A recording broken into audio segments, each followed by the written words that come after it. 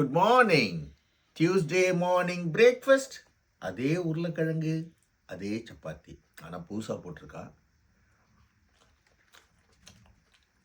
லேட்டாக எழுந்தேன், 10:15 தான் எழுந்தேன். எழுந்த உடனே ஸ்ட்ரைட்டாகவே breakfast. Coffee coffee coffee. Chapati, உருளைக்கிழங்கு, காஃபே. இதுதான் பிரேக்ஃபாஸ்ட். ஷாப்பிங் போகிறோம் க்ரோசரிக்கு.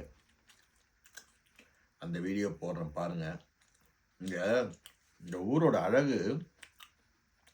கிறிஸ்மஸ் அப்போது கஷ்டப்படுறவங்க, முடியாதவங்க, வாங்க முடியாதவங்களுக்கெல்லாம் எல்லா டிபார்ட்மெண்ட் ஸ்டோர்ஸ்லேயும் இந்த 3 நாளைக்கு சேல் போடுவாங்க.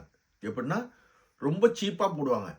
வெங்காயம், உருளைக்கிழங்கு, ப்ரொக்கோலி, என்னென்ன இருக்குது அவங்க வெஸ்டர்னில் அந்த கிரில்ல வச்சு சாப்பிட்றது, மீட்டு, சிக்கனு, டர்க்கி எல்லாமே சீப்பாக போடுவாங்க. அது கவர்மெண்ட் வந்து அந்தந்த ஷாப் இருக்குல்ல, அந்தந்த இங்கெல்லாம் எப்படின்னா செயின் ஆஃப் ஷாப்ஸ் தான் இருக்கும். நம்ம ஒரு ரிலையன்ஸ் இருக்குல்ல, அது மாதிரி இங்கே எல்லாமே அஸ்டார், சயின்ஸ்வரி, டெஸ்கோ, லிடில், அல்டி, மோரிசன் எல்லாத்துலேயும் சேல்ஸ் போடுவான். இன்றைக்கி நாளைக்கும் நம்ம ஊர் திருவிழா மாதிரி இருக்கும் எல்லா கடைங்களும். அதே மாதிரி பாக்ஸிங் டே அன்னைக்கு எல்லாமே 70% சேல் போடுவான். எல்லா துணி கடைங்க, ஷூஸ் காப்பு எல்லா இடத்துலையும் சேல் போடுவான். அந்த டைமில் போய் வாங்கினீங்கன்னா சீப்பாக கிடைக்கும். ரொம்ப சீப்பாக வாங்கலாம், நல்ல பிராண்டட் தான். அதனால் அந்த டைமில் போய் வாங்குங்க உங்களுக்கு தேவையானதை. ஃபஸ்ட்டே போன ஃபஸ்ட் கம் ஃபஸ்ட் சர்வ். ஆனால் க்யூவில் நிற்பாங்க. லண்டன்லாம் எங்கள் ஏரியாலாம் க்யூலாம் இருக்காது. இப்போலாம் ஆன்லைன்லேயே கொண்டு வந்துட்டான். எனக்கு இப்போ நெக்ஸ்ட்டில் கார்டு இருக்குது. நெக்ஸ்ட்லேருந்து எனக்கு நேற்றே வந்து ஸ்லாட்டு. நேற்று மதியானமே ஸ்லாட்டு கொடுத்தாங்கன்னா, நேற்று மதியானத்துலேருந்து 4 மணிக்கு வரலாம் எனக்கு ஸ்லாட் இருக்குது. வியாழக்கிழமை நைட்டு வரலாம்.